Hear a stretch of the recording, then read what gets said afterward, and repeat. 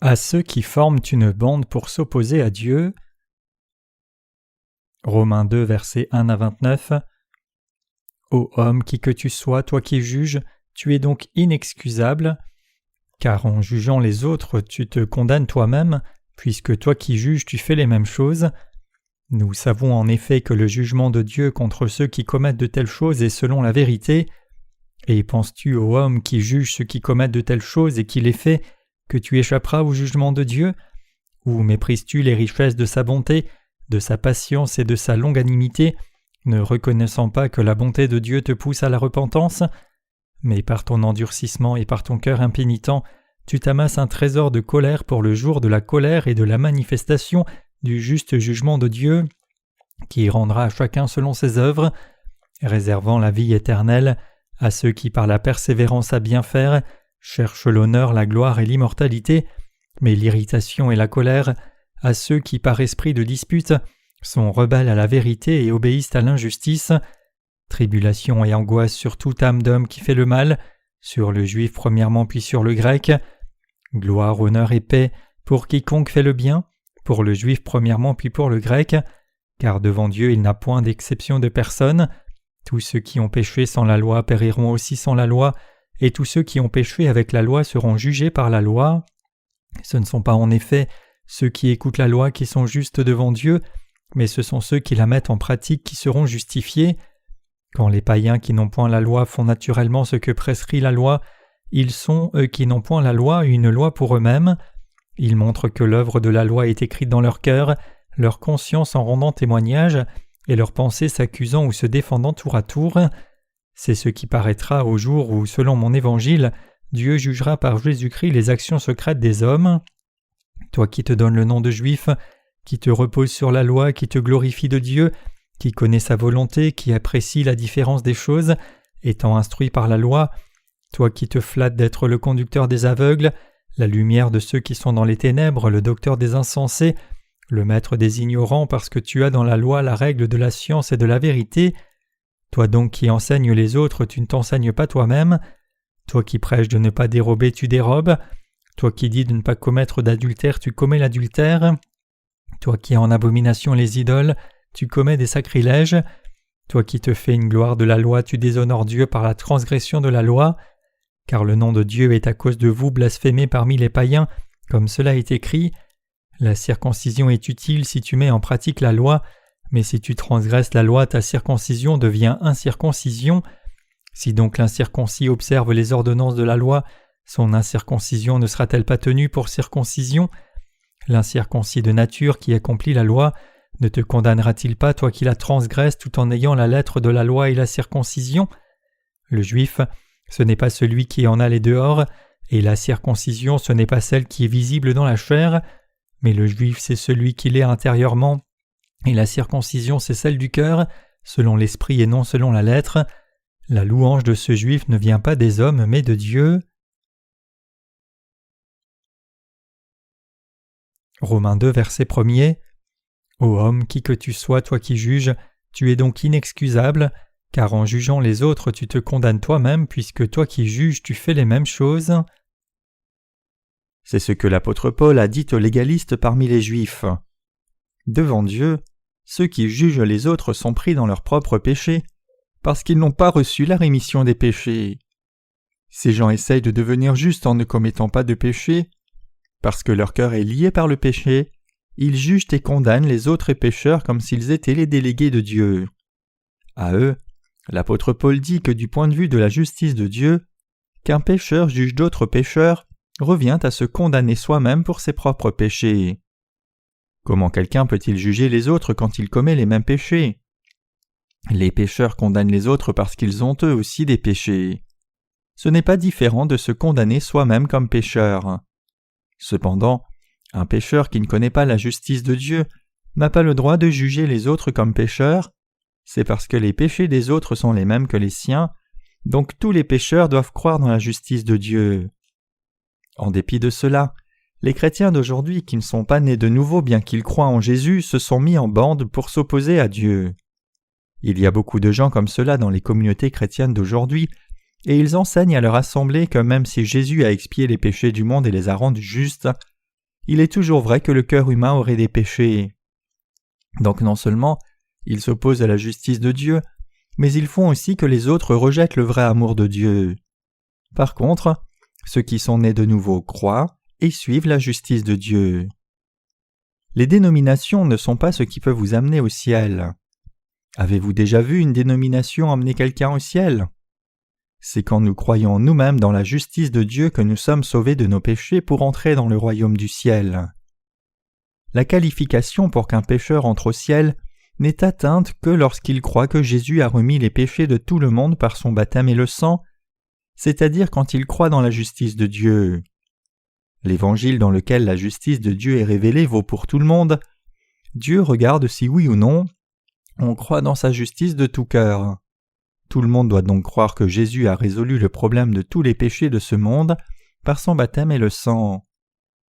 Le chapitre 2 du livre de Romains parle à ceux qui ignorent la justice de Dieu.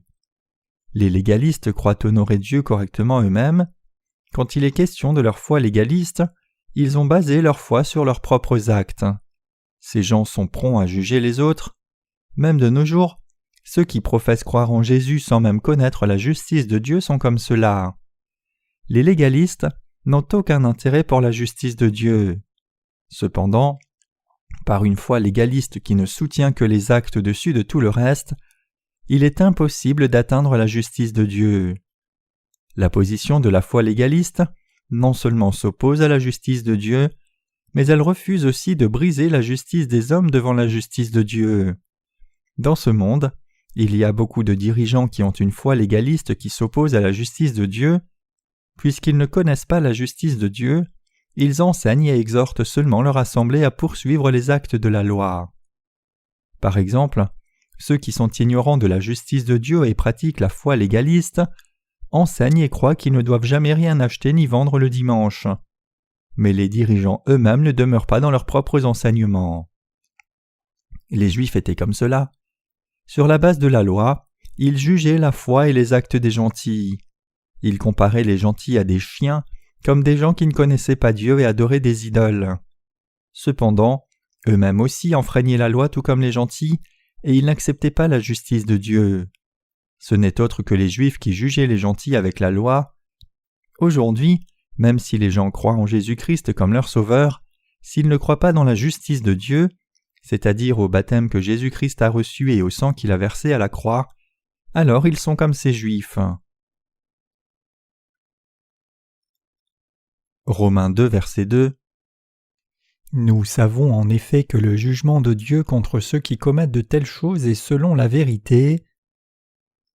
Un pécheur peut se positionner pour juger les péchés d'un autre homme, mais puisqu'il a lui-même péché, il ne peut finalement échapper au juste jugement de Dieu. Donc aucun pécheur ne devrait être un enseignant de la loi. Au contraire, tous les pécheurs doivent connaître et croire la justice de Dieu, et ils doivent ainsi recevoir la rémission des péchés donnés par Dieu et diffuser sa justice. Le juste jugement de Dieu sera rendu justement sur les pécheurs. Romains 2, verset 3. Et penses-tu, ô homme qui juge ceux qui commettent de telles choses et qui les fait, que tu échapperas au jugement de Dieu ? Les pécheurs se trouvent non seulement parmi toutes les religions de ce monde, mais ils se trouvent aussi parmi les chrétiens. Et dans chaque religion, il y a beaucoup de pécheurs qui sont en position d'enseigner et juger les autres. En d'autres termes, parmi les pécheurs, il y a beaucoup d'enseignants de la loi qui jugent les autres. Il y a longtemps parmi les Juifs, beaucoup devenaient des enseignants de la loi, et ils ne pouvaient échapper au juste jugement de Dieu. De même, il y a beaucoup de gens qui jugent les actes des autres parmi les pécheurs. Cependant, Dieu dit qu'il rendra son juste jugement pour les enseignants de la loi, et donc ils n'échapperont point à son terrible jugement.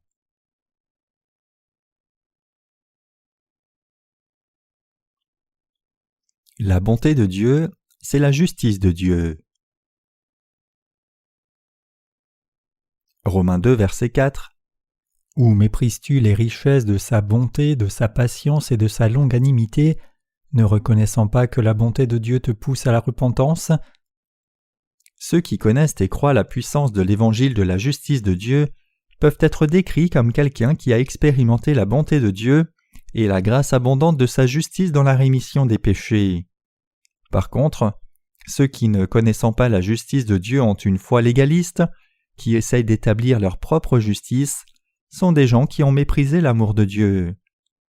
Parmi les péchés du monde, le péché de mépris de la justice de Dieu est un péché démoniaque qui s'oppose directement à Dieu.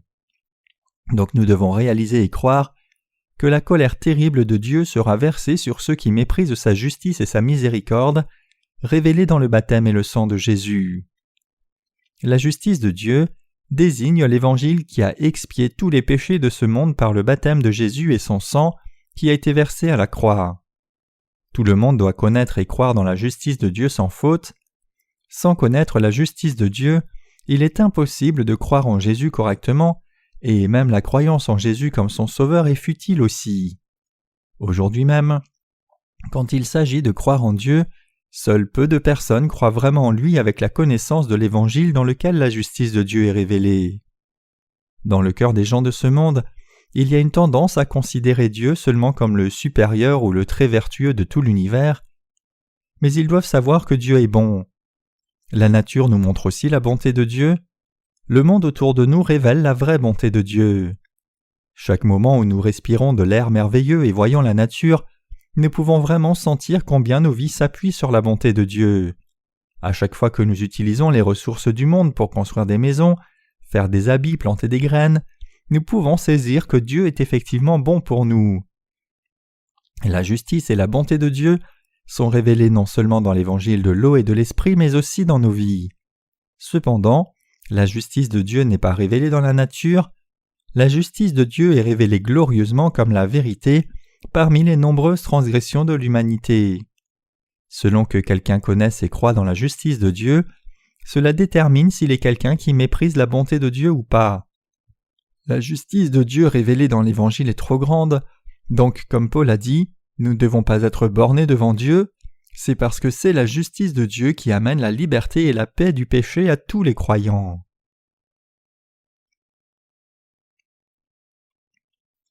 La longanimité de Dieu, c'est sa justice. Au verset 4, la justice de Dieu, c'est sa longanimité. Il est absurde que les gens pensent et disent qu'ils croient en Jésus et qu'ils ne comprennent même pas la justice de Dieu. Ils pensent à tort que la bonté de Dieu signifie qu'il est patient envers leurs péchés pendant un temps. Cependant, la justice de Dieu ne tolère pas le péché, mais elle a expié le péché de l'humanité à travers l'évangile de l'eau et de l'esprit. Le fait que vous puissiez encore recevoir la rémission de vos péchés vient de ce que la justice de Dieu est prêchée dans le monde dans sa plénitude. Pour répandre sa justice dans le monde entier, Dieu n'a pas encore amené le jugement que les pécheurs méritent. C'est parce que l'évangile de l'eau et de l'esprit, où la justice de Dieu est contenue, est encore proclamé dans ce monde.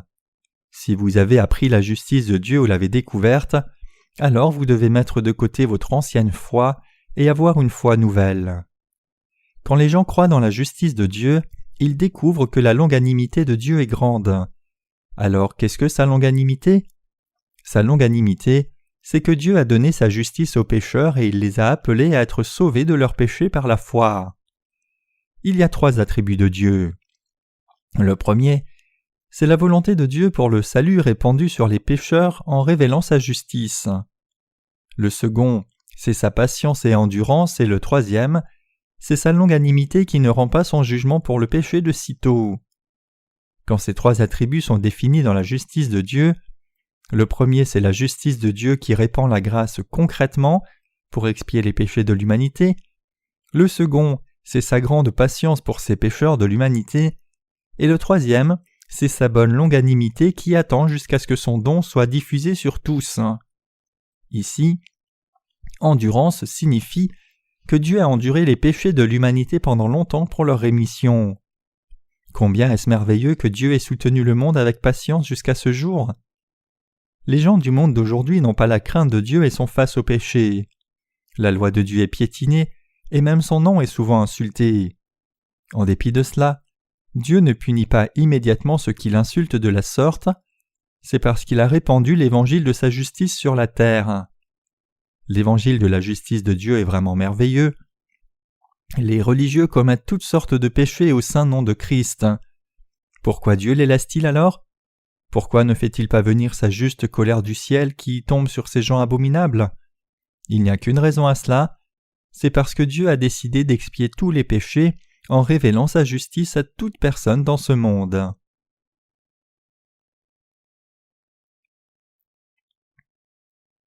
Croyez dans la justice de Dieu révélée dans l'Évangile.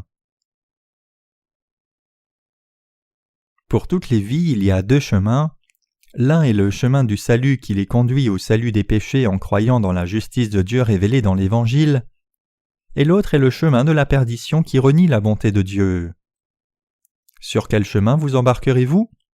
Prendrez-vous le chemin qui vous mène au salut par la foi dans l'Évangile de la justice de Dieu, ou prendrez-vous le chemin de la rébellion au lieu de l'Évangile de la justice de Dieu? Vous pouvez vous rebeller contre Dieu, et vous pouvez affronter votre propre justice contre la justice de Dieu. Mais pourquoi faire cela? Vous refusez de reconnaître la justice de Dieu parce que vous ne voulez pas la rémission de vos péchés. Pourquoi alors les gens ne croient-ils pas dans la justice de Dieu? C'est parce qu'ils veulent établir leur propre justice. Dieu est bon, il a créé l'humanité, et il est celui qui a payé et répandu l'évangile de sa justice sur l'humanité. Ainsi, quand les gens croient en Dieu avec la connaissance de sa justice, ils sont sauvés de tous leurs péchés.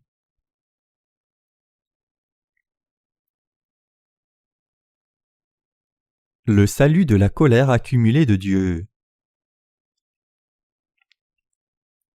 Romains 2, verset 5. Mais par ton endurcissement et par ton cœur impénitent, tu t'amasses un trésor de colère pour le jour de la colère et de la manifestation du juste jugement de Dieu. La justice de Dieu a été révélée comme suit. Jésus-Christ, le Fils de Dieu, est venu sur la terre incarné dans la chair d'homme, a pris les péchés du monde par le baptême qu'il a reçu de Jean-Baptiste à l'âge de 30 ans, est mort à la croix, est ressuscité d'entre les morts, et a ainsi expié tous nos péchés, et nous a sauvés une fois pour toutes. Le verset 5 ici nous dit que tous ceux qui, en dépit de cette révélation de la justice de Dieu, refusent pertinemment de croire cette vérité, sont en train d'accumuler pour eux la colère qui sera versée sur eux au jour du juste jugement de Dieu.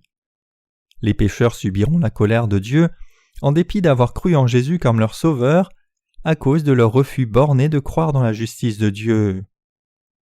En Jean 5, versets 3 à 7, la Bible décrit Jésus comme celui qui est venu par l'eau et le sang. Vous devez donc réaliser pourquoi Jésus est venu sur la terre par l'eau et le sang et y croire. En d'autres termes, vous devez connaître la raison pour laquelle Jésus a été baptisé par Jean-Baptiste et a versé son sang à la croix, et vous devez y croire. Vous devez savoir exactement ce que dit cette vérité au sujet de la justice de Dieu.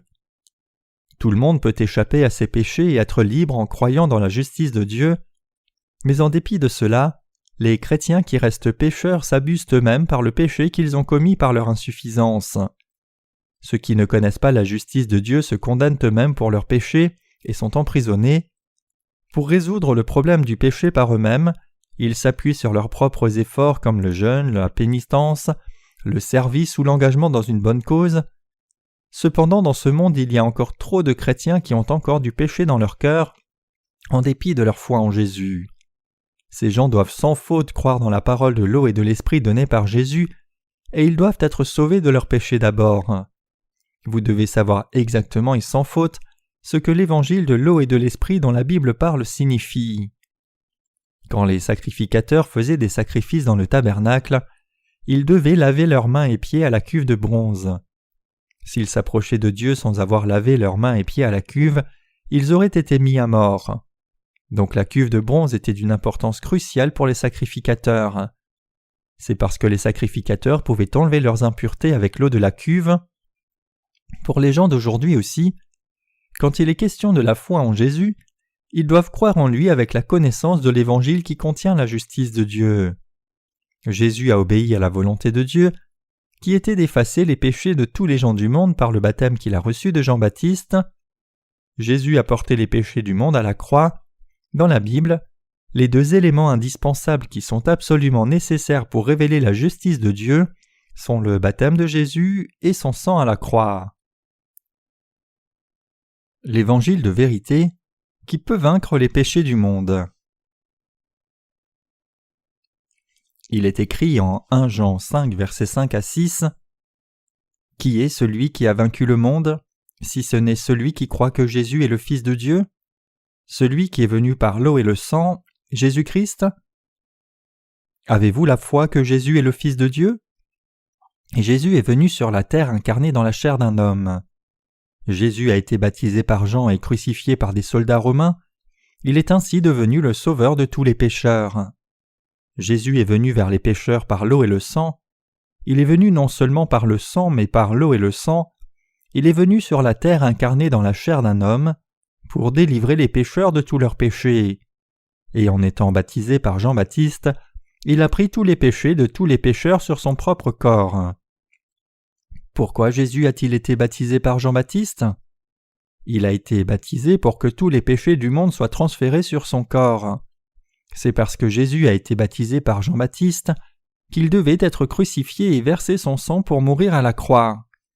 C'est parce que Jésus avait pris les péchés du monde qu'il a versé son sang puis est mort à la croix pour régler le jugement du péché. En prenant les péchés de l'humanité sur son propre corps et en se sacrifiant lui-même, Jésus est devenu la propitiation pour nos péchés.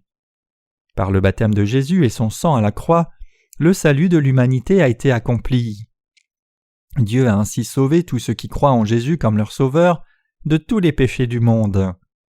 Jésus ne nous a pas seulement sauvés avec le sang de la croix seule, Jésus a été crucifié après avoir pris les péchés du monde par le baptême qu'il a reçu de Jean-Baptiste. Le baptême que Jésus a reçu et le sang qu'il a versé à la croix étaient plus que suffisants pour expier tous les péchés de tout pécheur. Donc, nous devons croire à la fois au baptême de Jésus qui a effacé tous les péchés du monde et au sang qu'il a versé à la croix. C'est le chemin de vérité venu de Dieu et qui sauve l'humanité de tous ses péchés. La Bible dit qu'il y a 3 témoins qui témoignent que Dieu nous a sauvés de nos péchés, car il y en a 3 qui rendent témoignage, l'Esprit, l'eau et le sang, et les 3 sont d'accord. Si nous recevons le témoignage des hommes, le témoignage de Dieu est plus grand, car le témoignage de Dieu consiste en ce qu'il a rendu témoignage à son Fils. 1 Jean 5, versets 7 à 9. Donc, si quelqu'un croit seulement au sang de Jésus à la croix, il ne peut pas dire « Je n'ai pas de péché ». Vous devez réaliser la parole de vérité qui dit que ce qui est lié sur la terre sera lié dans les ciels, et ce qui est délié sur la terre sera délié dans le ciel. Dans le livre des Hébreux, Dieu dit « De même Christ qui s'est offert une seule fois pour porter les péchés de plusieurs, apparaîtra sans péché une seconde fois à ceux qui l'attendent pour leur salut. » Hébreux 9, verset 28. Cela signifie que le Seigneur se révélera lui-même aux saints qui l'attendent. Le mot « saint » ici est utilisé pour désigner une personne sainte qui n'a pas de péché et qui est habitée par le Saint-Esprit. Dieu le Père est avec le Saint-Esprit et il permet la demeure du Saint-Esprit dans les saints. Quand Jésus a été baptisé et a versé son sang sur la terre, les portes du ciel se sont ouvertes. Matthieu 3, verset 16. Mais puisque les gens ne savent pas que Jésus a accompli toute chose pour expier le péché du monde, les portes du ciel restent toujours fermées dans leur cœur. Dieu le Père a accompli le salut des pécheurs de tout péché par le baptême que son Fils a reçu et le sang qu'il a versé à la croix. Vous devez croire dans l'évangile du sang de Jésus et de l'Esprit. Pourquoi? Cela constitue la justice de Dieu. Si vous croyez dans l'évangile de la justice de Dieu, vous aussi deviendrez son enfant.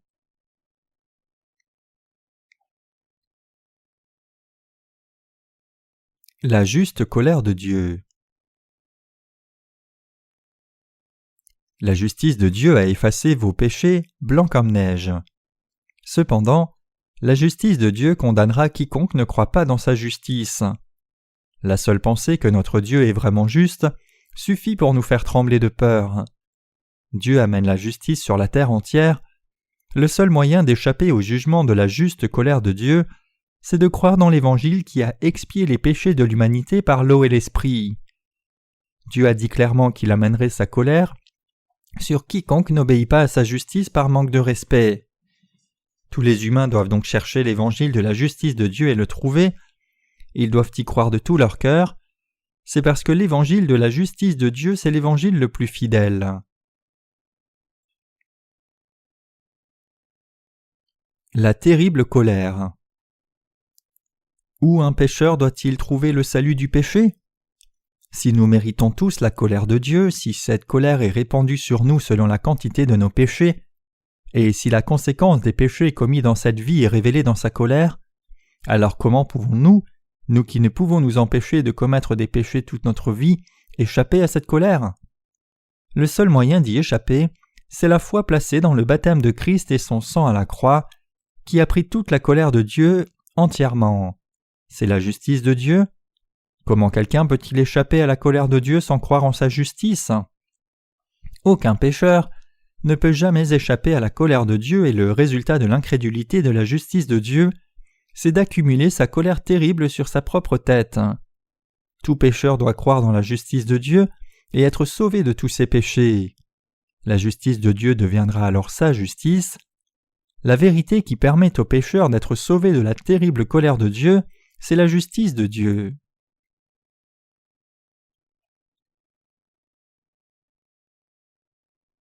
Vous pouvez obtenir la vie éternelle en croyant dans la justice de Dieu.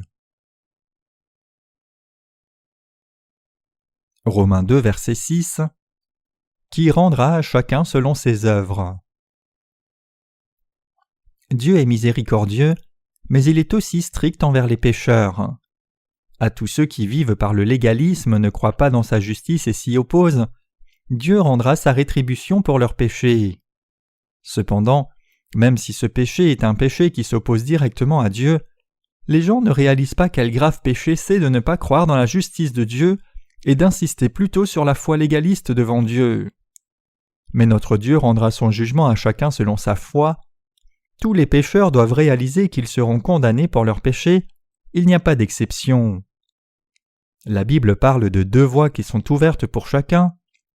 L'une est le moyen de recevoir la rémission des péchés et la vie éternelle en croyant dans la justice de Dieu, et l'autre est le moyen d'être maudit en s'opposant à la justice de Dieu avec sa propre justice humaine. Ici, au verset 7, ceux qui persistent à faire le bien désignent ceux qui croient dans leur cœur que la justice de Dieu a expié tous leurs péchés. Dieu considère cela comme bon quand les gens croient dans sa justice. Par contre, il considère comme mal que les gens ne croient pas en sa justice de tout leur cœur. De quel côté êtes-vous? Croyez-vous que la justice de Dieu vous a sauvé? Sinon, vous êtes sur le chemin qui s'oppose à la justice de Dieu pour montrer votre propre justice d'homme. Le choix vous appartient maintenant. Lequel de ces 2 chemins choisirez-vous maintenant? En fonction de la voie que vous choisissez, entre le chemin qui croit dans la justice de Dieu ou s'y oppose, vous recevrez soit la bénédiction de la vie éternelle, ou alors serez maudits pour toujours. La Bible déclare « Ceux qui ont fait le bien ressusciteront pour la vie, et ceux qui ont fait le mal ressusciteront pour la condamnation. » Jean 5, verset 29. Même si vous vous trouvez sur la voie qui s'oppose à la justice de Dieu, certains peuvent avoir la fausse espérance que ce chemin continue d'une façon ou d'une autre pour atteindre finalement le royaume des cieux dans lequel vous désirez entrer. Il n'y a cependant pas de tels résultats. Ceux qui maintiennent ce genre de foi ne peuvent pas avoir foi dans la justice de Dieu. Ils refusent de s'appuyer sur la justice de Dieu en poursuivant leur propre vertu à la place. Ils croient que leurs propres mérites apporteront du bonheur, de l'accomplissement et même le salut dans leur vie. Mais ils ne peuvent même pas faire un seul pas dans le ciel.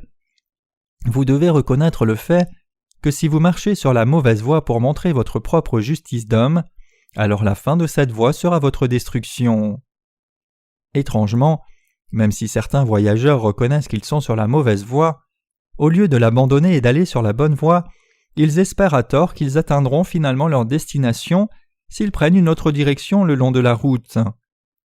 Dans le domaine du monde physique, cela arrive parfois, mais dans le domaine spirituel, ce genre de choses ne peuvent pas arriver. La justice de l'homme qui poursuit sa propre vertu fait toujours que la justice de Dieu s'éloigne encore plus. C'est la vérité que donne le livre des Romains. La justice de Dieu s'obtient seulement par la foi, non par les œuvres. Repentance, métanoïa en grec, signifie changer ses pensées et par conséquent changer sa foi. La vraie repentance signifie littéralement faire demi-tour. La vraie repentance, c'est quand quelqu'un rejette ses propres vertus humaines qui ont été démontrées et croit plutôt dans la justice de Dieu. Tout le monde a absolument besoin de rejeter sa vertu humaine qui a été accumulée et de poursuivre la justice de Dieu. La volonté parfaite de Dieu, c'est de faire de nous ses enfants en nous donnant sa justice. La foi commence par accepter la justice de Dieu. Au moment où quelqu'un découvre et croit la justice de Dieu, il est déjà devenu quelqu'un qui croit en Jésus comme son sauveur. Donc la foi, c'est croire au baptême de Jésus et son sang. Jésus couvre ces gens de la justice de Dieu et demeure toujours avec eux. Ainsi, plus nous connaissons la justice de Dieu, plus nous réalisons que nos péchés ont déjà été expiés et nous sommes remplis seulement de la gloire de Dieu au lieu du jugement de la colère. C'est la vraie foi qui croit dans la justice de Dieu. Romains 2, verset 7. Réservant la vie éternelle à ceux qui, par la persévérance à bien faire, cherchent l'honneur, la gloire et l'immortalité. C'est parce que les chrétiens croient dans l'évangile de la justice de Dieu qu'ils peuvent persévérer et traverser toutes les persécutions. C'est seulement en croyant dans la justice de Dieu que quelqu'un reçoit le don du royaume des cieux. Le fait que quelqu'un croit ou non dans l'évangile de la justice de Dieu sur cette terre est ce qui détermine si oui ou non il recevra toutes les bénédictions de Dieu. Si vous, comme quelqu'un qui croit en Jésus, connaissez l'évangile de la justice de Dieu et y croyez, alors les bénédictions de Romains 2, verset 7 seront à vous. Ceux qui ne croient pas dans l'évangile contenant la justice de Dieu, cependant, seront maudits pour toujours. C'est à ceux qui croient dans sa justice et répandent l'évangile que Dieu amène la gloire, l'honneur et la grande bénédiction de l'immortalité. Donc, quiconque veut recevoir toute bénédiction de Dieu doit inscrire sur les tables de son cœur la parole d'évangile de l'eau et de l'esprit dans laquelle la justice de Dieu est révélée, et tout le monde doit croire en ce véritable évangile. Si vous croyez dans la justice de Dieu, toutes ces bénédictions seront à vous. Romains 2, verset 8.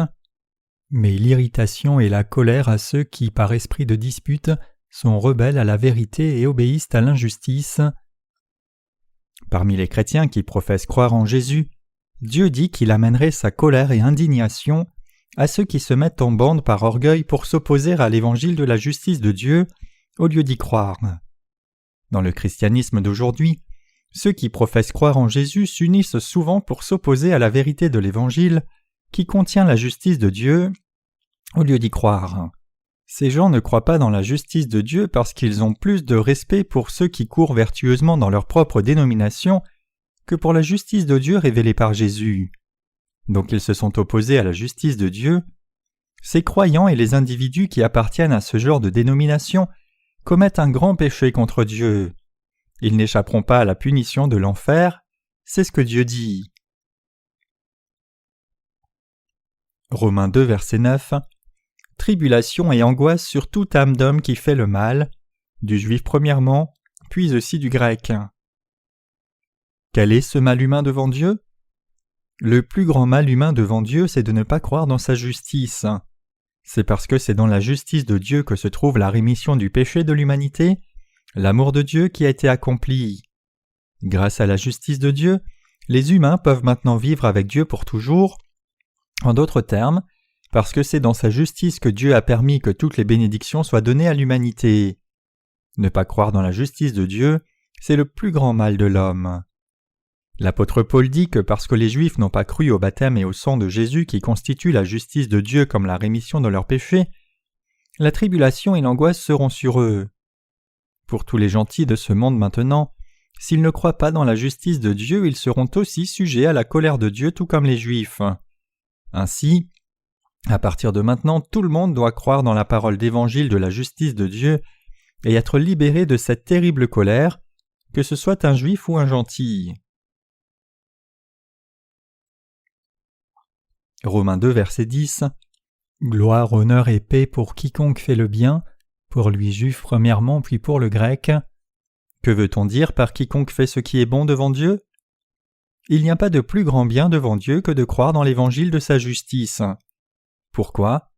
Parce que croire dans la justice de Dieu, c'est accepter dans nos cœurs la rémission du péché que Dieu nous a donné par son amour pour nous. Tous ceux qui croient dans l'évangile de la justice de Dieu deviendront ses enfants et recevront la gloire, l'honneur et la paix de vivre dans le royaume des cieux. Vous aussi devez croire dans la justice de Dieu et recevoir la gloire, l'honneur et la vie éternelle. Romains 2, verset 11. Car devant Dieu il n'y a point d'acception de personne. Dieu regarde en plein dans le cœur humain. Vous attachez-vous à la parole de justice de Dieu dans votre cœur? Si oui, alors vous avez été couverts de l'amour de la justice de Dieu. Cependant, si vous ne croyez pas dans l'Évangile qui est devenu la justice de Dieu de tout votre cœur, même si vous allez à l'Église et clamez croire en Dieu, vous serez haïs par lui. En d'autres termes, si vous connaissez la rémission des péchés accomplis par le baptême et le sang de Jésus mais ne croyez toujours pas, alors il est évident que vous serez en horreur à Dieu. Il n'y a pas de favoritisme avec Dieu, et il ne juge pas sur les apparences extérieures. Tout le monde doit avoir foi dans sa justice.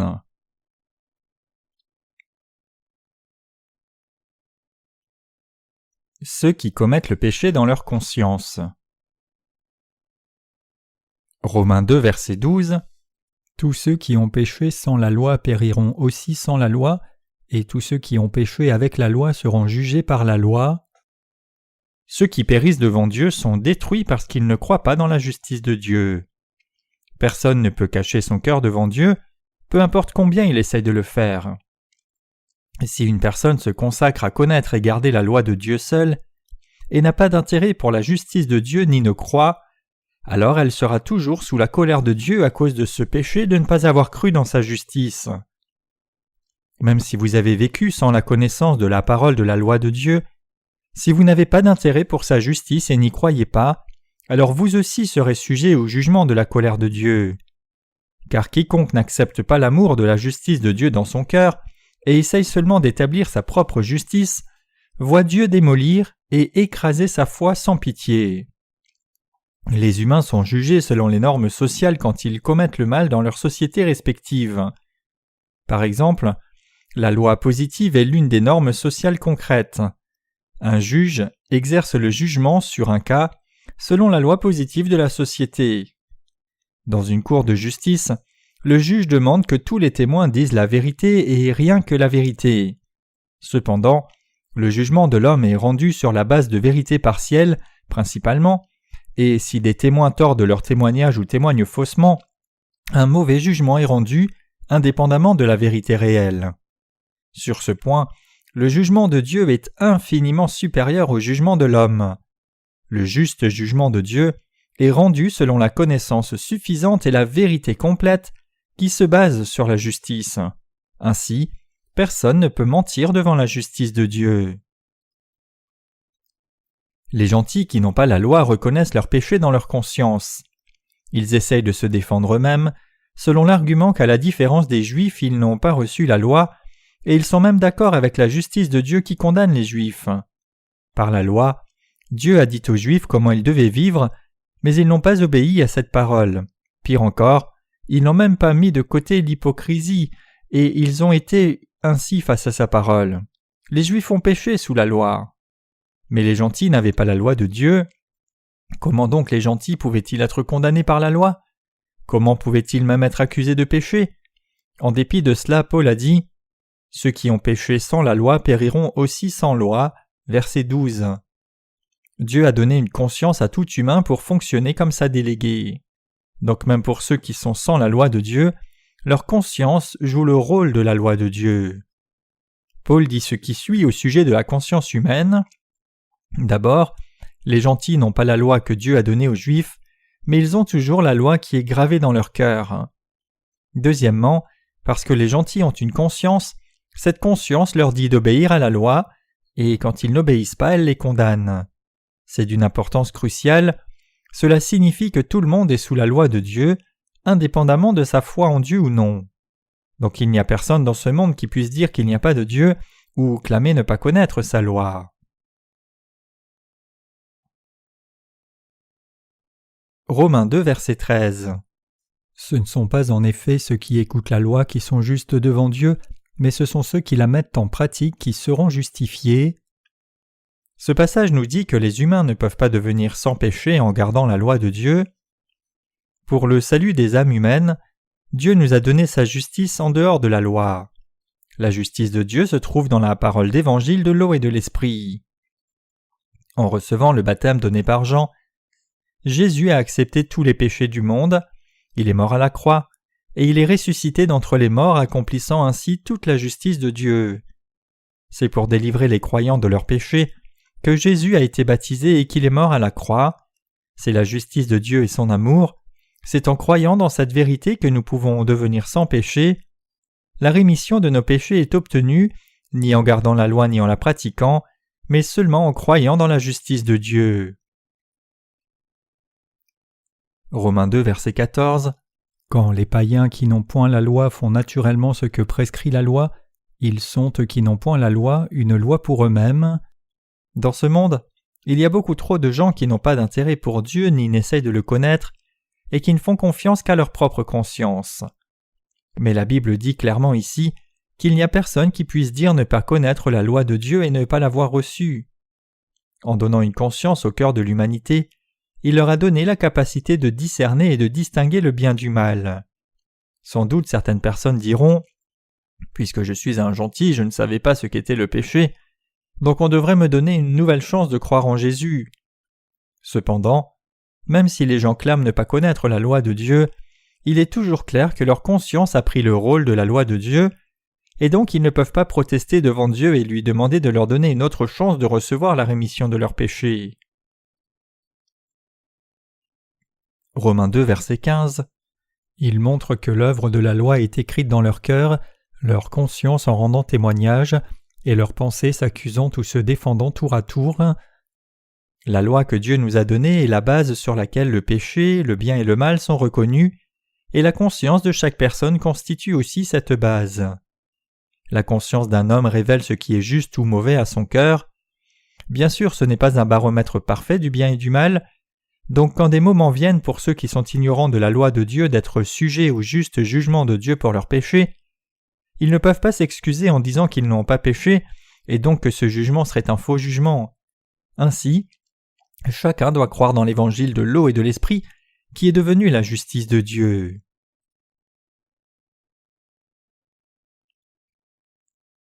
La justice de Dieu nous a rendus sans honte. Romains 2, verset 16. C'est ce qui paraîtra au jour où, selon mon évangile, Dieu jugera par Jésus-Christ les actions secrètes des hommes. Tout pécheur sera condamné par Dieu sous sa colère, parce qu'il ne croit pas que la rémission des péchés qui vient par le baptême de Jésus-Christ et la croix où il a versé son sang, qui constitue la justice de Dieu, soit vraiment son amour pour lui. Les chrétiens et non-chrétiens aussi sont jugés par Dieu le Père pour leurs péchés, selon qu'ils croient ou non dans la justice de Dieu, et selon qu'ils ont du péché dans leur cœur ou non. Maintenant même, Dieu donne des récompenses ou des punitions sur la base de l'évangile de sa justice. L'auteur du livre des Hébreux a déclaré « Nulle créature n'est cachée devant lui, mais tout est à nu et à découvert aux yeux de celui à qui nous devons rendre compte. » Hébreux 4, verset 13. Dieu discerne tout ce qui est dans le cœur d'une personne, et il juge selon sa justice. La question, en d'autres termes, est de savoir s'il y a ou non la justice de Dieu dans nos cœurs, et si nous croyons réellement ou non dans la justice de Dieu. À ceux qui croient dans la justice de Dieu, il leur donne des récompenses, mais à ceux qui ne croient pas en sa justice, il amène la condamnation. L'apôtre Paul appelle la justice de Dieu « mon évangile ». C'est si vrai. Quiconque croit dans la justice de Dieu de tout son cœur possède réellement la parole d'évangile, la justice même de Dieu, dans son cœur. C'est pour cela que Paul l'a appelé « mon évangile ». Quiconque n'a pas cet évangile comme son évangile dans son cœur ne croit pas en l'évangile de la justice de Dieu. Dieu sait tout sur le fait que nous croyons vraiment l'évangile de sa justice ou non, et il s'en souvient. Au dernier jour, il ressortira tout cela et jugera en fonction. C'est le jour où Dieu jugera les secrets des hommes, dont Paul a parlé ici au verset 16. Adam et Ève n'avaient rien de quoi avoir honte. Avant leur chute, il n'y avait pas de péché, et leur relation avec Dieu était totalement ouverte aussi. Lorsque Dieu venait dans le jardin d'Éden les visiter, ils se réjouissaient et parlaient librement avec Dieu. Après la chute, les humains ne pouvaient plus faire cela, et la raison à cela, c'est le péché. Le péché de l'humanité les pousse à se cacher devant Dieu. Tout comme Adam et Ève, Après avoir péché, ils ont essayé de se cacher devant Dieu quand il est venu les chercher. Le péché nous a fait nous cacher devant Dieu. Cependant, une fois que la justice de Dieu a été accomplie sur cette terre, les humains n'ont plus eu à se cacher devant Dieu à cause du péché. Avant qu'Adam et Ève ne connaissent le péché, ils étaient non seulement libres de la honte devant Dieu, mais ils n'avaient pas honte l'un devant l'autre, ni ne se mentaient l'un à l'autre. Ils ne se trompaient pas l'un l'autre avec des mensonges pour essayer de cacher leurs péchés l'un à l'autre plus tard. Ils ne se nuisaient pas non plus l'un à l'autre, donc il n'y avait rien qu'ils aient à cacher l'un pour l'autre. Aujourd'hui par contre, l'ouverture totale est impossible dans les relations humaines. Tout le monde a quelque chose à cacher aux autres, même à sa propre épouse ou ses plus proches amis. C'est parce que tout le monde a honte de soi, et tout le monde a peur que les autres ne l'aiment plus ou ne le respectent plus si ses défauts sont exposés. Mais une fois que la justice de Dieu est venue dans ce monde, il n'y a plus aucun besoin d'avoir peur devant Dieu à cause de nos péchés. C'est parce que nous avons maintenant l'évangile de l'eau et de l'esprit qui nous a été donné.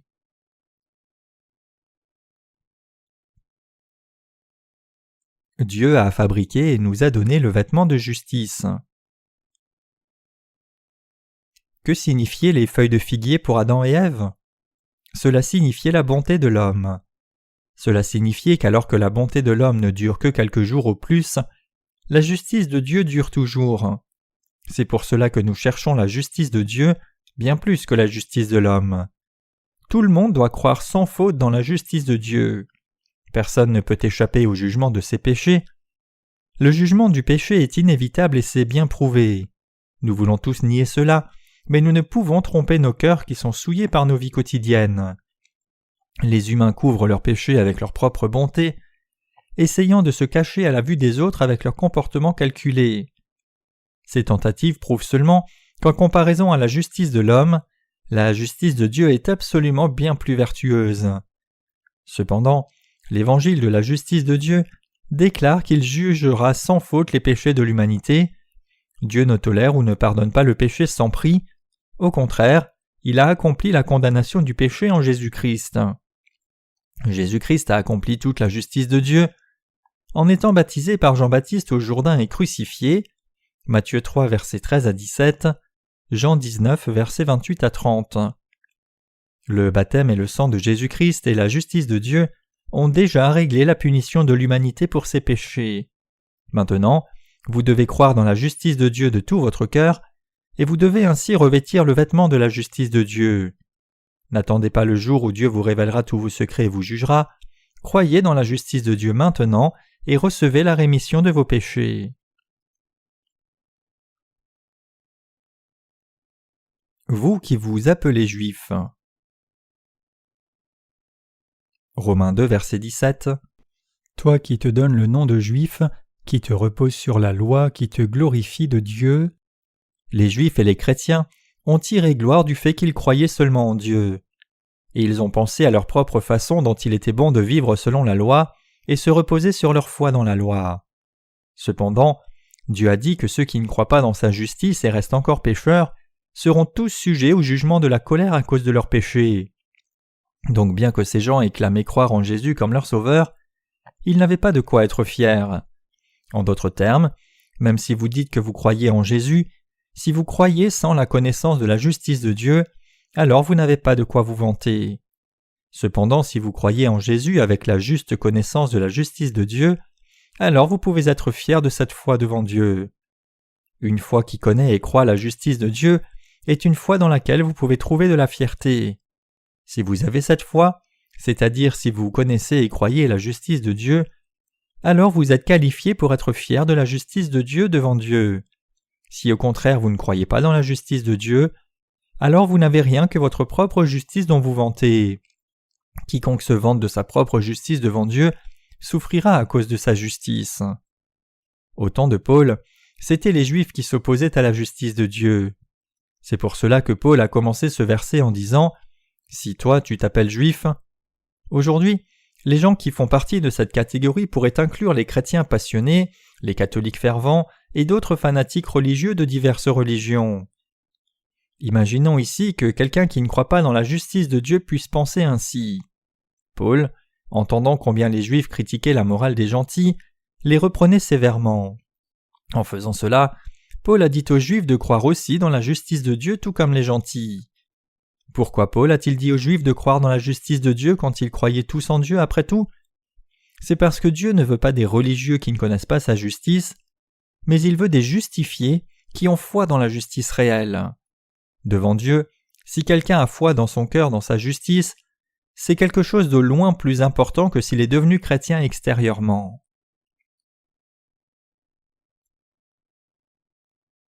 La circoncision est celle du cœur. Il est écrit : La circoncision est utile si tu mets en pratique la loi, mais si tu transgresses la loi, ta circoncision devient incirconcision.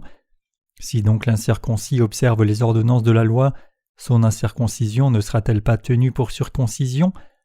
L'incirconcis de nature qui accomplit la loi ne te condamnera-t-il pas, toi qui la transgresses, tout en ayant la lettre de la loi et la circoncision ?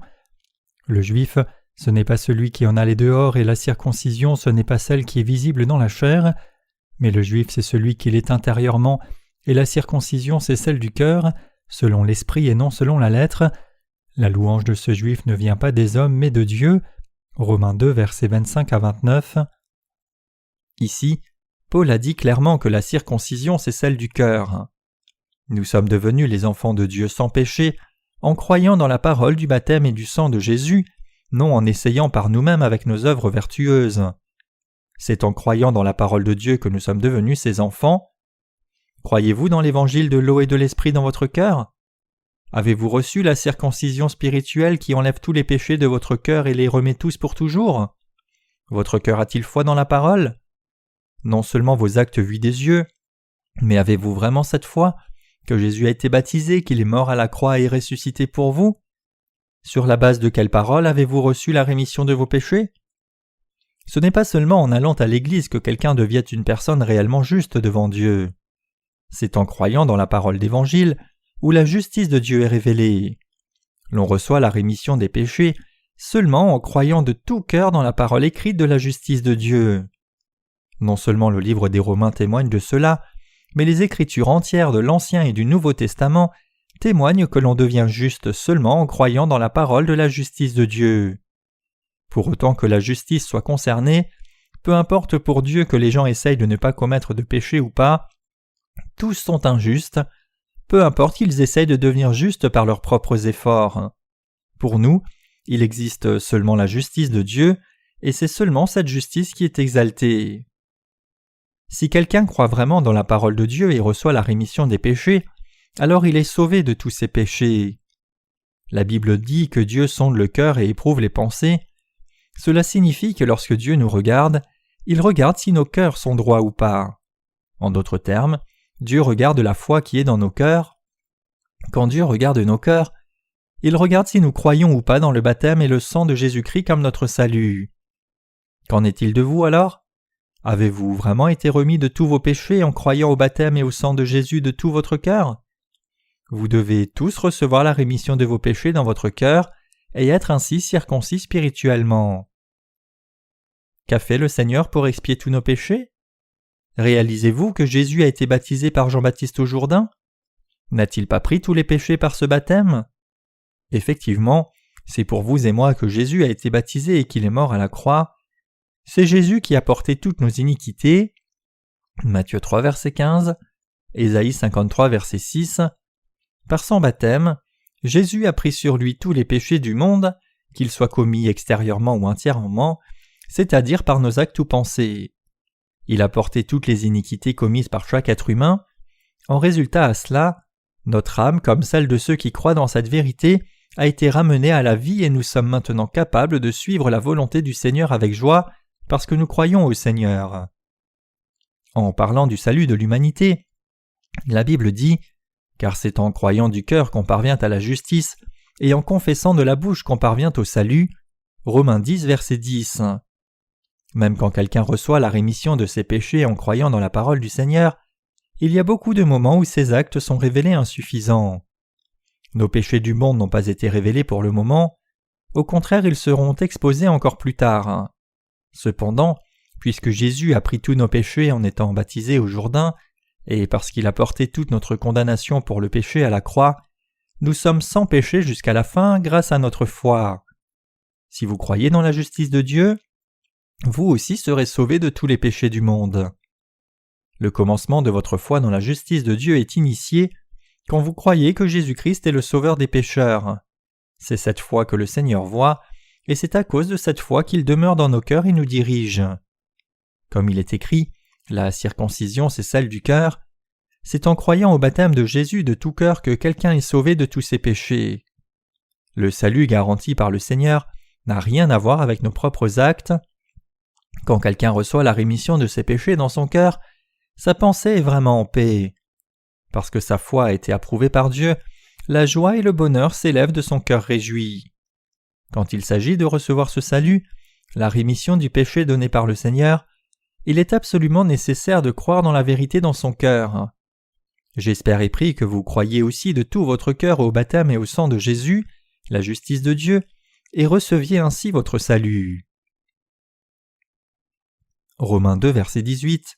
Qui connaît sa volonté, qui apprécie la différence des choses, étant instruit par la loi. Ce verset nous dit que même ceux qui professent croire en Dieu sont prompts à prendre les enseignements de la loi comme leur propre justice et à s'en vanter. Si les humains prennent la loi donnée par Dieu comme le standard pour leur vertu, et pratiquent effectivement celle-ci, il n'y aurait pas d'autre statut moral plus parfait que celui-ci sur terre. C'est pour cela que les hypocrites n'essayent même pas de croire la justice de Dieu, mais s'occupent plutôt à essayer de pratiquer la loi de Dieu seul. Ils ne sentent aucun besoin de la justice de Dieu dans leur vie. Romains 2, verset 19. Toi qui te flattes d'être le conducteur des aveugles, la lumière de ceux qui sont dans les ténèbres. Cela nous dit que quand quelqu'un croit à la loi donnée par Dieu, il peut vraiment finir par conduire les autres dans l'assemblée de Satan. Ceux qui ont une foi légaliste, qui croient la loi de Dieu et la pratiquent, brillent dans ce monde comme une lumière, vivant comme des dirigeants qui amènent les gens ordinaires à une vie religieuse. Cependant, leur vie est comme celle d'une luciole qui brille seulement un moment et disparaît. Leur propre justice les empêche de croire dans la justice de Dieu. Romains 2, verset 20. Le docteur des insensés, le maître des ignorants, parce que tu as dans la loi la règle de la science et de la vérité. Les légalistes croient eux-mêmes être de grands enseignants pour ce monde. Ils croient eux-mêmes qu'ils sont des gens vertueux, enseignant les gens du monde correctement. Cependant, ces gens sont insensés et ne réalisent pas qu'ils sont eux-mêmes destinés à l'enfer devant Dieu. Romains 2, verset 21. Toi donc qui enseignes les autres, tu ne t'enseignes pas toi-même. Toi qui prêches de ne pas dérober, tu dérobes. Ceux qui ont la foi dans la loi peuvent être identifiés comme les serviteurs de Satan, qui, même s'ils sont incapables eux-mêmes d'être libérés du péché, enseignent hypocritement les autres à échapper au péché. Satan attire des gens aux vertus morales et les désintéresse de la recherche de la justice de Dieu. Peu importe combien quelqu'un peut croire en Jésus diligemment, s'il ne connaît pas l'évangile de l'eau et de l'esprit et n'est pas devenu sans péché, alors il n'a pas de qualification spirituelle pour enseigner les autres. Romains 2, verset 22. Toi qui dis de ne pas commettre d'adultère, tu commets l'adultère. Toi qui as en abomination les idoles, tu commets des sacrilèges. Ceux qui ont la foi légaliste enseignent les autres avec leur pratique de la loi, mais ils commettent eux-mêmes le péché, liés par leur iniquité. Même s'ils sont enterrés dans le péché, et même s'ils seront eux-mêmes punis pour leur péché, ils ne réalisent pas qu'ils sont hypocrites.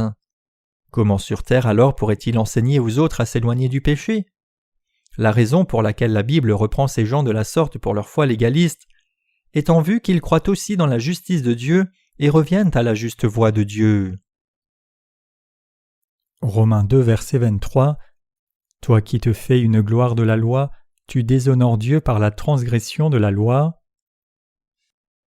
Les croyants légalistes sont non seulement ignorants de la justice de Dieu, mais leur foi est aussi incapable de glorifier Dieu.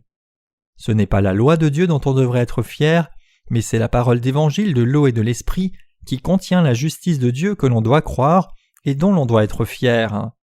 C'est ce genre de foi qui donne gloire à Dieu et qui apporte la paix à l'humanité. Romains 2, verset 24. Car le nom de Dieu est à cause de vous blasphémé parmi les païens comme il est écrit. Tout comme Dieu était continuellement insulté par la foi des Juifs qui professaient croire en lui, il est aussi insulté par les chrétiens légalistes d'aujourd'hui qui clament croire en Jésus fidèlement. Dieu était blasphémé par les gens même qui disaient croire en lui et qui avaient pourtant une foi légaliste. C'est parce que ceux qui avaient une foi légaliste ne croyaient pas la justice de Dieu. Dieu était blasphémé parce qu'il se vantait devant les gens du monde de la façon dont ils étaient de bons croyants en Dieu. Romains 2, verset 25. La circoncision est utile si tu mets en pratique la loi, mais si tu transgresses la loi, ta circoncision devient incirconcision. La foi des Juifs en ce temps et la foi des chrétiens d'aujourd'hui qui ne connaissent pas la justice de Dieu sont toutes deux également prises dans le légalisme. Les Juifs étaient les descendants d'Abraham, ils étaient circoncis dans la chair pour les marquer comme le peuple de Dieu. Mais la foi dont ils se vantaient était une foi superficielle basée sur leurs propres actes. C'est pour cela que Dieu dit ici qu'aussitôt qu'ils enfreignent la loi, leur foi meurt aussi. Romains 2, verset 26. Si donc l'incirconcis observe les ordonnances de la loi, son incirconcision ne sera-t-elle pas tenue pour circoncision? La fierté des Juifs en ce temps-là était que Dieu avait donné sa loi à eux seuls et non aux autres nations. Comme peuple choisi qui observait la loi, ils se considéraient fondamentalement différents des gentils et ils croyaient que leur nation était digne d'honneur. Si cependant les gentils d'aujourd'hui peuvent garder la parole de la loi que même les Juifs ne pouvaient pas garder, alors ils sont comme les Juifs. De la même façon, si les Juifs ne pouvaient pas garder la loi de Dieu, alors ils étaient comme les gentils qui ne croyaient pas en Dieu. À la fin, parce que la foi des Juifs en ces temps-là était appuyée sur leurs actes de la loi, ils croyaient que le fait qu'ils soient de Dieu ou non était déterminé par le fait qu'ils soient capables de garder la loi ou non. Romains 2, verset 27. L'incirconcis de nature qui accomplit la loi ne te condamnera-t-il pas, toi qui la transgresses tout en ayant la lettre de la loi et la circoncision? La foi des Juifs en ces temps-là consistait à essayer de garder la parole de la loi donnée par Dieu.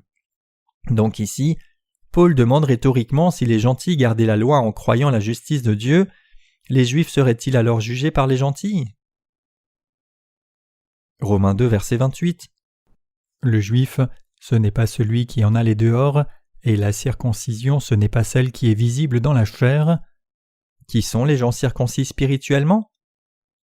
Le seul fait que l'apparence extérieure ressemble à un Juif ne signifie pas qu'on soit un vrai Juif. En d'autres termes, le seul fait que quelqu'un fréquente bien l'Église ne signifie pas qu'il soit un chrétien fidèle qui croit en Dieu correctement.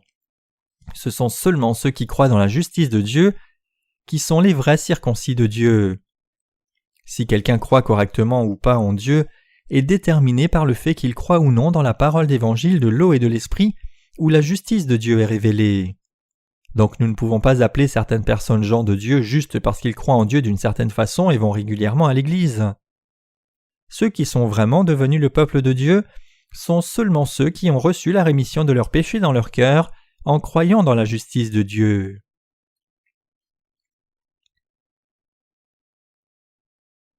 La circoncision est celle du cœur. Romains 2, verset 29. Mais le Juif, c'est celui qui l'est intérieurement, et la circoncision, c'est celle du cœur, selon l'esprit et non selon la lettre. La louange de ce Juif ne vient pas des hommes mais de Dieu. Qui sont ceux dont la foi est approuvée par Dieu? Ce sont ceux qui ont effacé tous leurs péchés en croyant dans la parole d'évangile de l'eau et de l'esprit qui contient la justice de Dieu. Les gens de foi que Dieu approuve sont les croyants dans sa justice. Le seul fait que quelqu'un fréquente l'Église régulièrement et fasse des actes vertueux extérieurement ne permet pas de le décrire comme quelqu'un qui est approuvé par Dieu. C'est seulement quand quelqu'un obtient la justice de Dieu en croyant au baptême de Jésus, son sang, sa mort et sa résurrection, où la justice de Dieu est contenue, que cette personne a la bonne foi qui lui permet d'entrer dans le royaume des cieux. Tout comme il est écrit, la circoncision est celle du cœur, le salut doit se trouver dans le cœur en croyant du cœur. La Bible dit que la circoncision est celle du cœur, dans l'esprit et non dans la lettre. Elle dit aussi que sa louange ne vient pas des hommes mais de Dieu. Quand il s'agit de recevoir la rémission de nos péchés, nous devons la recevoir dans nos cœurs. Si nous ne la recevons pas dans nos cœurs, alors nos péchés ne sont pas remis. Quiconque a un côté extérieur et un côté intérieur, et c'est son être intérieur qui doit être remis de ses péchés. Parlant aux Juifs, Paul dit que la circoncision c'est celle du cœur. Où alors les Juifs étaient-ils circoncis? Ils étaient circoncis dans une partie du corps. En dépit de cela, l'apôtre Paul dit aux Juifs que la circoncision c'est celle du cœur. Cela signifie que les Juifs étaient circoncis seulement extérieurement, donc tout comme l'apôtre Paul leur a dit qu'ils devaient être circoncis dans le cœur, c'est seulement quand nous sommes circoncis dans le cœur que nous devenons le peuple de Dieu.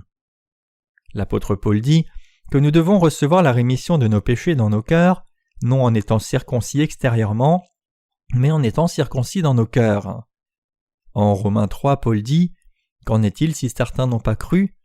Et cela signifie « Qu'en est-il si certains n'ont pas cru dans leur cœur ?» L'apôtre Paul ne parlait pas de ce qui est extérieur.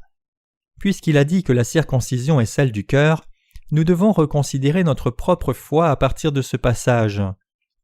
Nous devons nous examiner une fois encore pour nous assurer de la parole par laquelle nous avons reçu la rémission de nos péchés, et si c'est effectivement dans nos cœurs que nous avons été remis de tous nos péchés. L'apôtre Paul a demandé en Romains 3, verset 3, « Qu'en est-il si certains n'ont pas cru ?» Par là il demandait, « Qu'en est-il si les Juifs, les enfants et descendants d'Abraham, n'ont pas cru en Jésus-Christ comme leur sauveur? Cela rendrait-il la fidélité de Dieu inefficace ?» En d'autres termes, l'incrédulité des Juifs invaliderait-elle le salut parfait de Dieu, le salut de la rémission des péchés qui a expié tous les péchés des descendants d'Abraham tout comme les péchés des gentils? Non, ce n'est pas le cas. L'apôtre Paul a dit que les Juifs et les descendants d'Abraham peuvent aussi être sauvés s'ils croient en Jésus-Christ comme le Fils de Dieu et comme leur Sauveur qui a expié tous leurs péchés en prenant ses péchés sur lui par son baptême et en mourant à la croix à leur place. Cela signifie que la grâce de Dieu, le salut de la rémission des péchés par Jésus-Christ, n'est pas annulé. Paul dit en Romains 3, verset 4, « Loin de là, que Dieu au contraire soit reconnu pour vrai et tout homme pour menteur, selon qu'il est écrit, afin que tu sois trouvé juste dans tes paroles et que tu triomphes lorsqu'on te juge. » En sauvant l'humanité par son baptême et le sang, le Seigneur a accompli le salut promis dans sa parole et il a justifié ceux qui croient en cette parole. De plus, alors qu'il juge ceux qui ne croient pas en accord avec sa parole, il nous permet de vaincre avec sa parole quand nous qui avons reçu la rémission des péchés sommes jugés. Romains 3, verset 5 dit « Mais si notre injustice démontre la justice de Dieu, que dirons-nous donc ?» L'apôtre Paul dit que son être extérieur n'était pas pur mais souillé et lié au péché jusqu'à la mort. Non seulement l'apôtre Paul, mais toute personne dans ce monde commet des péchés. Ainsi, notre être extérieur commet le péché jusqu'au jour de notre mort, mais si Dieu dit qu'il a toujours sauvé de tels humains, nous avons donc effectivement été parfaitement sauvés par la foi. Puisque Dieu nous a sauvés même si notre être extérieur est si insuffisant, cela ne signifie-t-il pas qu'il est vraiment juste? Dieu est-il injuste pour infliger la colère? Certainement pas, car comment Dieu jugerait-il le monde? En d'autres termes, l'apôtre Paul lui-même n'a pas été sauvé parce que son être extérieur était pur. Mes chers croyants, pour vous et moi de même, nous avons tous un être extérieur et un être intérieur. Donc quand l'apôtre Paul dit « la circoncision est celle du cœur », et qu'en est-il si quelqu'un ne croit pas, leur incrédulité rendrait-elle la fidélité de Dieu inefficace? Il parle du cœur. Nous disons que nous avons tous un être extérieur et un être intérieur. Notre être extérieur commet le péché et tombe dans la faiblesse dans différentes circonstances. Si notre foi nous rend justes ou pécheurs selon les actes de cet être extérieur, c'est-à-dire si nous basons notre foi sur les actes de notre être extérieur, alors ce genre de foi n'est pas la vraie foi. L'apôtre Paul n'avait pas d'attente envers son être extérieur.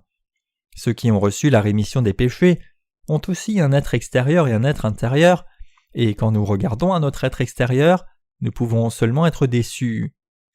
Parfois notre être extérieur semble droit pour un moment, mais à d'autres moments nous découvrons combien nos êtres extérieurs sont continuellement faibles.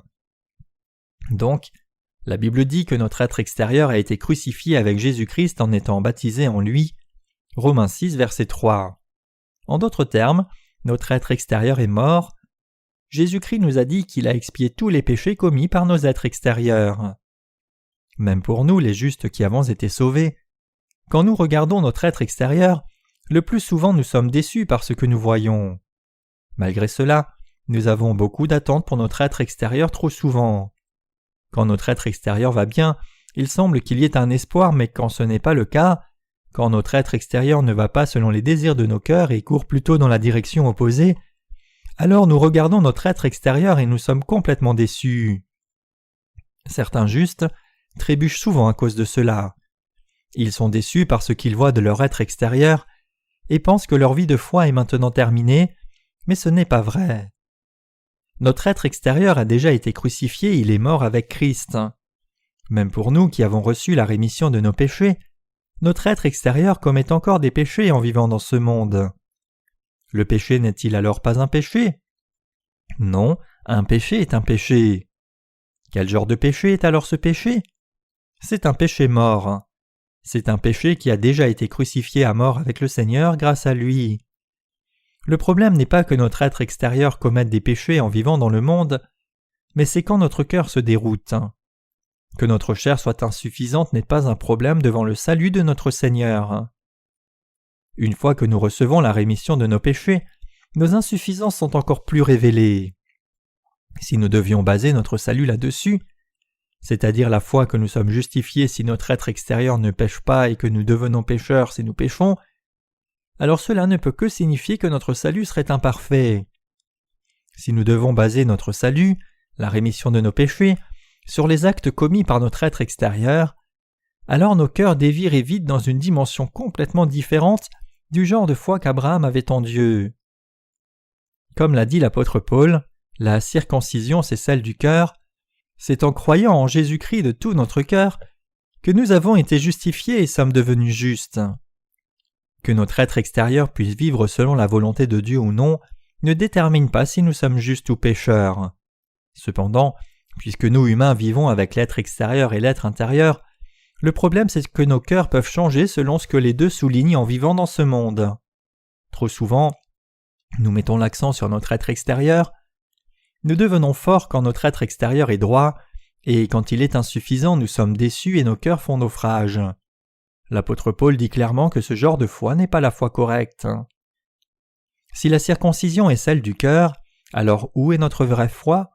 En d'autres termes, comment pouvons-nous connaître le Seigneur et croire en lui dans nos cœurs? Jésus a demandé une fois à l'apôtre Pierre, « Simon, qui crois-tu que je suis?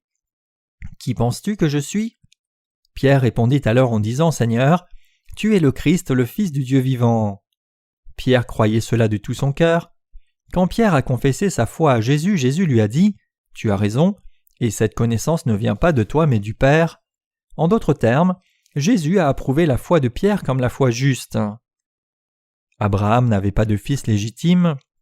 Dieu a conduit Abraham par sa parole et a promis à Abraham qu'il lui donnerait un fils. Dieu avait aussi béni Abraham pour qu'il soit le père de beaucoup de nations, promettant qu'il serait le Dieu d'Abraham et le Dieu de ses descendants dans les générations à venir. Il dit à Abraham, « Ainsi toi et ta famille et tous tes descendants seraient circoncis. La marque sur leur prépuce sera la marque de la promesse de ce que je suis devenu ton Dieu. » Abraham accepta toute la parole de la promesse par la foi. Abraham crut en Dieu lui-même et il crut dans sa parole de promesse. Par conséquent, toutes ces bénédictions sont effectivement venues vers Abraham. C'est aussi le cas pour nous. Ne sommes-nous pas aussi devenus justes comme résultat de la foi dans nos cœurs que Dieu est notre Dieu et Sauveur? Vous aussi devez croire cela. Ce n'est pas pour autre chose que nous avons été sauvés. Nous sommes devenus justes en croyant dans nos cœurs que Dieu est notre Dieu et qu'il a expié tous nos péchés pour nous, lui-même selon sa méthode. Mes chers croyants, c'est en croyant du cœur que nous avons été sauvés. C'est pour cela que la Bible dit « C'est en croyant du cœur que l'on obtient la justice » Romains 10, verset 10. Ce à quoi vous devez réfléchir attentivement ici, c'est ceci. Si vous croyez que les gens peuvent devenir enfants de Dieu par leurs propres actes vertueux, ou si vous croyez que Dieu a expié leurs péchés, mais qu'ils peuvent devenir enfants de Dieu seulement si leur chair ne commet pas trop de péchés, si en d'autres termes vous attachez une condition à l'être extérieur pour votre salut, alors personne ne peut devenir enfant de Dieu. N'est-ce pas évident? C'est seulement en croyant du cœur que nous sommes devenus justes. Si Dieu avait mis une condition aux actes de notre être extérieur même à 0,1%, Alors comment aurions-nous pu devenir justes ? C'est impossible. Mes chers croyants, puisque nous sommes toujours insuffisants dans notre être extérieur, nous ne pouvons pas atteindre la justice de Dieu par nous-mêmes. Cependant, puisque notre Dieu nous a promis qu'il sauverait ceux qui croient du cœur, nous avons été justifiés devant Dieu en croyant dans l'évangile de la vérité dans nos cœurs. Voyant que nous connaissons et croyons dans ses œuvres dans nos cœurs, c'est-à-dire que nous savons et croyons que Jésus a pris tous nos péchés par son baptême et les a tous expiés, notre Dieu nous a approuvés comme justes et corrects, comme son peuple et ses enfants, et il nous a sauvés comme promis. Dieu voit notre foi qui est dans nos cœurs, puis décide si nous sommes son peuple ou pas. Saisissez-vous cela ? Nous devons clairement discerner cela par la parole de vérité. Vous devez clairement séparer votre être extérieur de votre être intérieur. Même après être né de nouveau, si vous regardez à votre être extérieur et jugez si votre foi est forte ou faible, ou si vous regardez à ce que fait votre être extérieur et décidez si vous avez reçu la rémission des péchés ou pas, si en bref vous basez votre salut sur votre être extérieur, alors vous ne pourrez jamais recevoir la rémission de vos péchés. Cependant, comme il est écrit, la circoncision c'est celle du cœur, vous pouvez être sauvés si vous croyez en Jésus-Christ de tout cœur. Comprenez-vous cela ? Comme la Bible le dit, c'est en croyant du cœur qu'on obtient la justice et en confessant de la bouche qu'on parvient au salut. L'apôtre Paul distinguait clairement l'être extérieur de l'être intérieur. Notre être extérieur est complètement indigne. L'être extérieur de tout le monde est simplement dégoûtant. Il n'y a pas besoin de mentionner Abraham ici. Regardons juste notre être extérieur. Nous sommes atroces. Notre chair élabore toutes sortes de pièges dans nos pensées. Notre être intérieur, notre chair, est si égoïste que nous nous demandons constamment « Comment puis-je sauver mon intérêt ? Comment puis-je gagner ? Comment puis-je être élevé ? Comment puis-je remplir mon ventre ?» Si nous devions juger et condamner tout ce que notre chair fait par nos pensées, alors nous devrions nous condamner une 12 de fois dans une seule journée. Un tel jugement, cependant, c'est une rébellion devant Dieu. Avant, quand des traîtres étaient arrêtés, ils étaient exécutés en punition. Mais notre Dieu, qui connaît tout de notre nature intérieure et extérieure, regarde au-delà de notre extérieur et voit seulement la foi de nos cœurs. Le Père nous demande « Crois-tu en Jésus-Christ comme ton Sauveur de tout cœur ?» C'est en regardant à cette foi du cœur que Dieu nous a sauvés. Examinons nos pensées ici. Vous pouvez croire en Dieu avec vos pensées. En d'autres termes, vous pouvez croire en Jésus avec vos pensées de la chair. Vous pouvez penser « Oh, c'est donc ainsi que Dieu m'a sauvé !» Cependant, vous ne pouvez pas être sauvé avec vos pensées. Nos pensées sont toujours corrompues et changent constamment, n'est-ce pas le cas ? Nous pouvons penser comme ceci ou comme cela, et nos pensées sont toujours sujettes à changement du réaliste à l'irréaliste. Essayons de résumer le fait que Jésus ait pris nos péchés au Jourdain avec nos pensées. Parfois nous pensons « Oh, c'est ce qui s'est passé, Jésus a pris tous mes péchés au Jourdain et nous le croyons », mais d'autres fois, quand nous voyons notre chair qui pêche constamment, nous pensons « Suis-je réellement sans péché ?» Puisque les humains ne peuvent pas se fier à leurs propres pensées variables, ils sont incapables d'accepter la parole de Dieu dans leur cœur. Aussi longtemps qu'ils s'appuient sur leurs propres pensées, ils sont incapables de croire du cœur à la façon dont Dieu les a sauvés. Quand ils y pensent, ils ne peuvent pas vraiment trouver de conviction. Donc, ceux qui vivent leur vie de foi avec leurs pensées ne sont pas fondés sur la parole de Dieu. Il est écrit « Par tes paroles tu seras justifié, et tu vaincras lorsque tu seras jugé. » Romains 3, verset 4. Nous devons baser notre salut sur la parole de Dieu. La parole de Dieu a été incarnée, elle est venue parmi nous. Fondamentalement, Dieu lui-même est la parole, Jésus-Christ est la parole, et la parole est venue sur cette terre incarnée comme un homme. C'est ainsi qu'il nous a sauvés puis est monté au ciel. Cette parole a été donnée aux serviteurs de l'Ancien Testament, Dieu l'a écrite, et selon cette parole, Jésus-Christ, Dieu lui-même, est venu sur cette terre et a accompli la parole. En ayant écrit cette parole aussi, Dieu se révèle maintenant par la parole et nous sauve par la parole. En dépit de tout cela, les humains sont toujours incapables de s'appuyer et de croire la parole de Dieu. Parfois ils pensent qu'ils sont sauvés, et d'autres fois ils ne peuvent comprendre avec leurs pensées et sont donc incapables de croire. Avec nos pensées, il nous est impossible de recevoir ce salut parfait. Parce que nos propres pensées changent constamment, Et parce que nos pensées ne sont pas la vérité, nous ne pouvons pas être sauvés en nous appuyant sur nos propres pensées.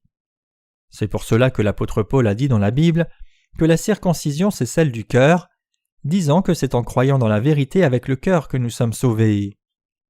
Qu'en est-il de votre cœur alors ? Le cœur peut croire parce que la parole de Dieu témoigne clairement de la vérité. Dieu a montré clairement, sans faute avec sa parole, la façon dont il a promis de nous sauver dans l'Ancien Testament et comment il nous a maintenant sauvés dans le Nouveau Testament. Parce que cette parole est la parole de Dieu, si quelqu'un croit de tout cœur, alors il sera sauvé. C'est en croyant du cœur qu'on parvient au salut et que l'on devient enfant de Dieu. Parce que Dieu reconnaît la foi du cœur, si quelqu'un croit seulement et correctement en lui, il sera sauvé. Cependant, Dieu ne reconnaît pas la foi basée sur nos pensées. La foi des pensées est une foi qui est bâtie sur le sable. C'est en croyant du cœur que nous sommes devenus enfants de Dieu, pas parce que notre être extérieur a essayé par ses propres actes. Aussi, ce qui est clair même dans notre logique, c'est que nous sommes devenus le peuple de Dieu et ses enfants en croyant dans sa parole dans nos cœurs. Qu'en est-il de vous alors ? Croyez-vous aussi du cœur ? Avez-vous circoncis votre cœur ? Croyez-vous en Jésus-Christ comme votre sauveur de tout cœur ? La marque de ce que Jésus-Christ a fait pour vous se trouve-t-elle dans votre cœur ? Non la marque vue par les yeux, mais cette parole, le fait que Jésus vous ait sauvé parfaitement, est-elle vraiment gravée sur les tables de votre cœur ? En d'autres termes, sur la base de quelle parole avez-vous reçu la rémission de vos péchés et cette parole est-elle dans votre cœur ? Ce n'est autre que cela que d'être sauvé par la foi. Mes chers croyants, c'est sans aucun doute en croyant la parole de Dieu que nous avons reçu la rémission de nos péchés. Mais puisque nos êtres extérieurs sont insuffisants, nous voyons ces insuffisances et sommes déçus. Non seulement nous en restons à cette déception, mais nous basons notre foi sur notre être extérieur, jugeons nous-mêmes si notre foi est grande ou petite. C'est une sérieuse incompréhension de la vérité. Nous ne devons pas fixer le standard du salut sur les actes de notre être extérieur. Le message central non seulement du livre des Romains, mais de toute la parole inscrite dans les Anciens et Nouveaux Testaments, est que nous sommes justifiés en croyant dans la parole de Dieu avec nos cœurs. L'apôtre Paul dit « Que vous péchiez ou non, cela n'a rien à voir avec la nature divine de Dieu, et même si vous ne commettez pas de péché, cela ne glorifie pas Dieu du tout. Que notre être extérieur commette le péché ou pas, en quoi cela a-t-il à voir avec Dieu et comment cela ajoute-t-il ou retranche-t-il à la gloire de Dieu ? Donc notre vraie foi et notre salut parfait sont reçus seulement en croyant dans la parole de Dieu de tout cœur. Cependant, quand nos cœurs sont mal positionnés, notre foi dévie. Par contre, quand nos cœurs sont droits, notre foi marche dans la bonne voie. Si la foi de quelqu'un est droite, ses actes sont aussi justes. Mais puisque les humains sont insuffisants, il est encore possible que des actes mauvais paraissent. Ce que Dieu nous dit ici, c'est qu'il regarde au cœur. Notre Dieu sonde le cœur au centre, il regarde si la foi de notre cœur est droite ou non. Quand Dieu nous regarde, il regarde si nous croyons vraiment du cœur ou pas. Saisissez-vous cela ? Quand Dieu regarde nos cœurs, il regarde si nous croyons ou non en Jésus-Christ dans notre cœur. Mes chers croyants, votre cœur a-t-il réellement foi en Jésus-Christ ? Quand Dieu vous regarde, il regarde si vous croyez ou non dans sa justice dans votre cœur. Il regarde alors au centre de votre cœur s'il est droit ou non. Nous devons réfléchir et examiner nos cœurs devant Dieu. Tout comme Dieu dit, la circoncision c'est celle du cœur, c'est notre cœur que Dieu regarde. Dieu regarde si vous savez ou non ce qui est juste devant Dieu dans votre cœur, et si vous cherchez ou non à suivre ce qui est juste. Dieu regarde si vous avez foi ou non dans votre cœur, si vous cherchez ou non à suivre Dieu de tout votre cœur, et si vous croyez réellement ou non dans la parole de votre cœur. Pour avoir la foi correcte qui est approuvée par Dieu, il est indispensable que vous sachiez clairement ce que Jésus-Christ a fait pour vous et croyez dans son œuvre de tout cœur. Il y a une certaine dénomination qui a récemment déclaré que les frères et sœurs de notre Église ne seraient pas sauvés. Ces gens disent que la parole de Dieu ne devrait pas être interprétée telle qu'elle est. Ils ont demandé à l'un de nos frères quand exactement il était né de nouveau, et il leur a donné une image claire en disant qu'il avait entendu la parole l'été dernier, y avait cru et était né de nouveau. Ils ont alors insisté en disant aux frères que s'ils ne pouvaient pas se rappeler de l'heure exacte, le jour et le mois où il est né de nouveau, alors il n'était pas né de nouveau du tout.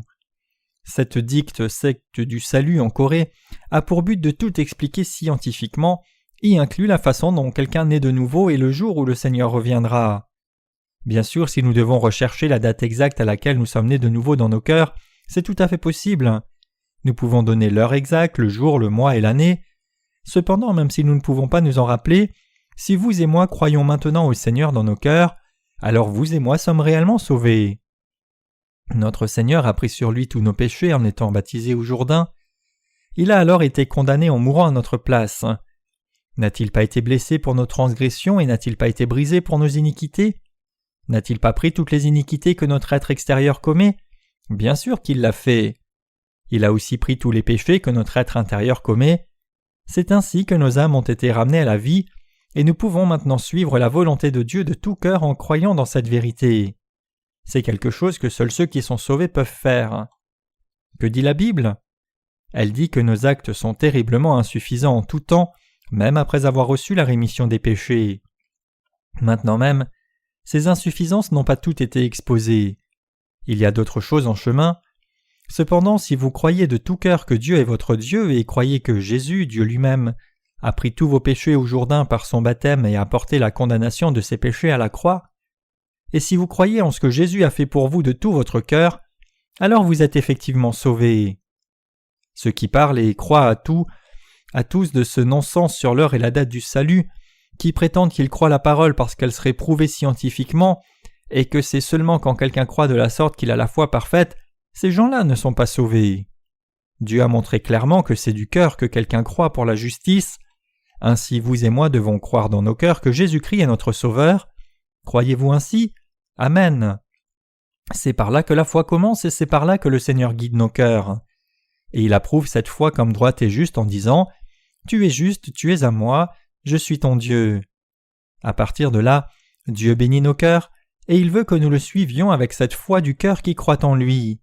Et quand nous suivons effectivement le Seigneur notre Dieu avec ce cœur ayant la foi qui lui fait confiance, notre Dieu nous conduit personnellement et nous bénit. Il est écrit « La circoncision c'est celle du cœur ». C'est en croyant du cœur que nous avons obtenu le salut. Beaucoup de gens sur cette planète professent croire en Jésus et prétendent être sauvés, mais ils lient toujours leur cœur par les actes de leur être extérieur. Ils se demandent « Les actes de mon être intérieur sont-ils droits ?» Lorsque tel n'est pas le cas, ils demandent « Ai-je fait des prières de repentance correctement ?» S'appuyant sur ce genre de choses, ils essayent d'obtenir le salut en mélangeant la foi des actes et la foi du cœur. Ceci n'est cependant pas le salut. Ils peuvent croire fermement tel est leur salut, mais ce n'est pas cela. Notre salut, c'est d'obtenir la justice avec un cœur vraiment pur, sans compromis, qui est complètement mis à part. C'est devenir des personnes justes.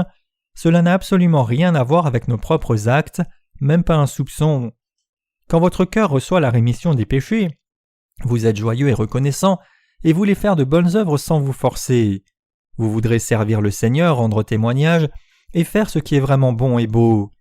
C'est parce que vous croyez du cœur que votre cœur est approuvé par Dieu, que votre cœur deviendra merveilleusement plein de joie et de bonheur. C'est parce que Dieu approuve votre cœur, et c'est pour cela qu'il est si important de croire du cœur.